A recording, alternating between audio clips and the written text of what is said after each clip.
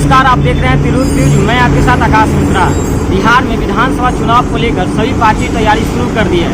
इस बीच राजद के प्रदेश अध्यक्ष जगदानंद ने प्रेस वार्ता किया। देखे क्या कुछ कहा। सभा बनेगी, गठित होगी, सरकार कौन बनाएगा, चुनौती एक है। जैसे उस चुनौती को राजद चुनौती को स्वीकार करके आगे बढ़ रहा है। बाएं दाएं हम लोग नहीं देख रहे हैं। 1 लाख कमजोर, गरीब, किसान, पीड़ित, अनाथ तथा ये जो हुकूमत बने जिनको ठगने का काम नीतीश कुमार ने किया था, आज फिर उसी सत्ता को बिहार में तेजस्वी के नेतृत्व में राष्ट्रीय जनता दल करे।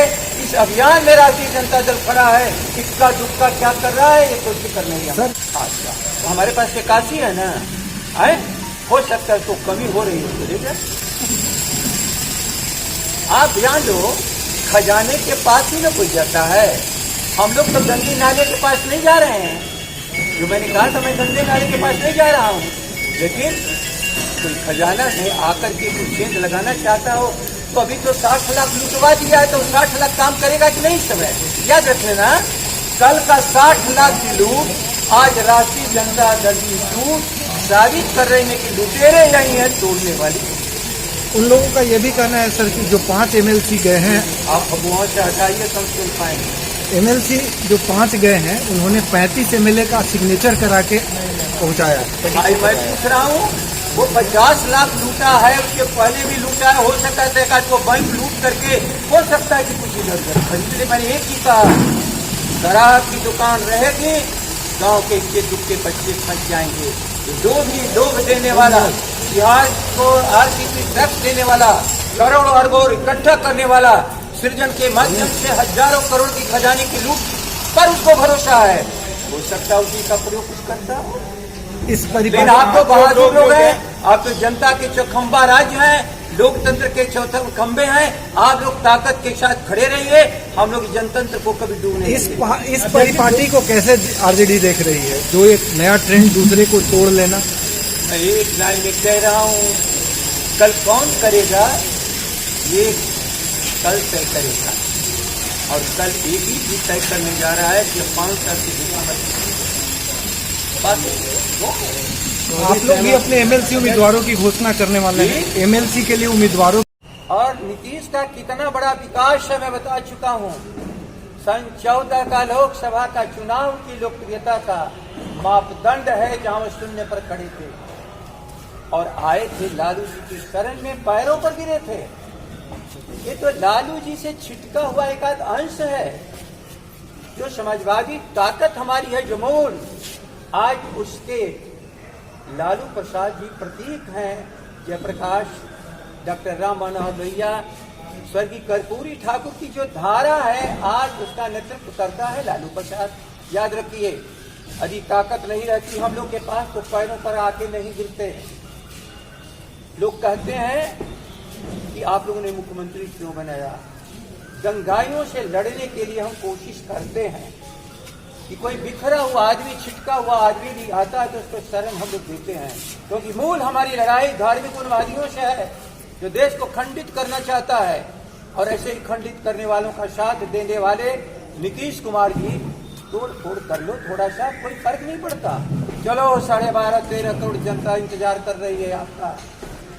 14 में आप शून्य पर खड़े थे, आपको 15 में एक संजीवनी दी थी लालू प्रसाद जी ने, और 2020 सदा के लिए समाप्त होने वाले हैं। मैं आप लोगों के सामने कह रहा हूँ, इक्का दुक्का लोभ लालच से इधर जाने वाले लोगों की हम सब परवाह नहीं करते हैं। हम परवाह करते हैं बिहार की आवाम का। अभी संकट में थी, कोरोना में हम लोग खड़े हो गए। हमारा काम यही है। इनको जाने की हिम्मत नहीं है तो कभी कभी कहता है कि वर्चुअल रैली कर रहे हैं। एक्चुअल रैली की हिम्मत है क्या?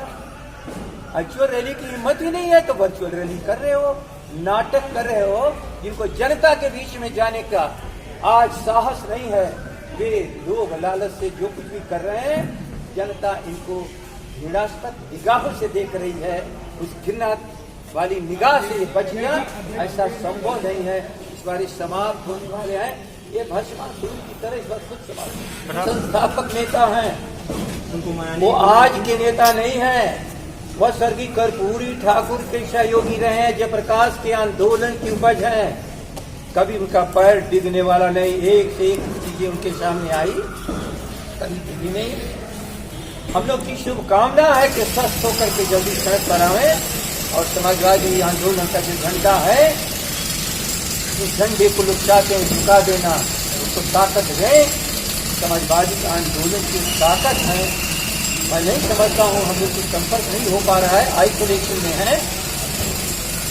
आज के दिन पूरी बिहार के नौजवान, हमारी पार्टी उनको स्वस्थ होने की कामना करती है।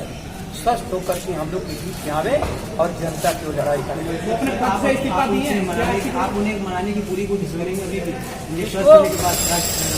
रघुवंश बाबू भी, अरे रघुवंश बाबू नाराज ही नहीं है। कहाँ से बात आई है, फिर मैं कह रहा हूँ, कभी जिसने स्थापना में जल की ताकत किया है, वो कभी चाहेगा उसी का स्थापित यह जो वट आज आगे छाया देने के लिए, आम जन के लिए छाया देने के लिए, फल देने के लिए आज पूरा वृक्ष तैयार है, उस पर कभी उस वृक्ष को लगाने वाला कोई निर्दयी जो है ये नीतीश कुमार, वो जिस पर जो भी हथियार चला दे।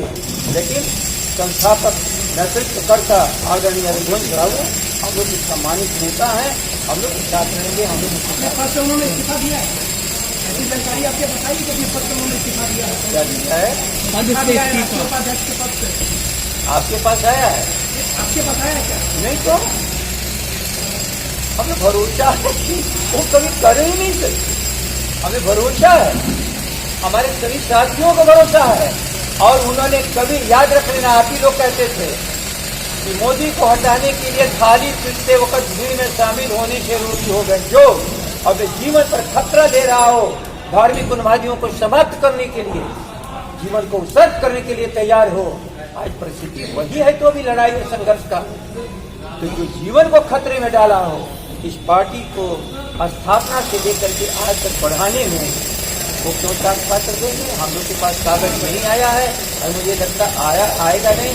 हम लोग की तो एक ही बात सभी कार्यकर्ताओं की, सभी साथियों की, रघुवंश बाबू जल्दी से स्वस्थ होकर के आइए और समाजवाद के झंडा को ताकत दीजिए, अपने हाथों में लीजिए। आरजेडी में राणा सिंह के आने के पहले ही शायद नाराजगी खबर चल रही थी, राणा सिंह को लेकर रघुवंश बाबू काफी नाराज थे। देखो अभी हमको जानकारी नहीं है, लेकिन आपका सवाल जहाँ तक था और सामयिक था, वहाँ तक मैंने आपसे चर्चा की। अब इसको विस्तारित करोगे तो डाइल्यूट हो जाएगा। पार्टी के लिए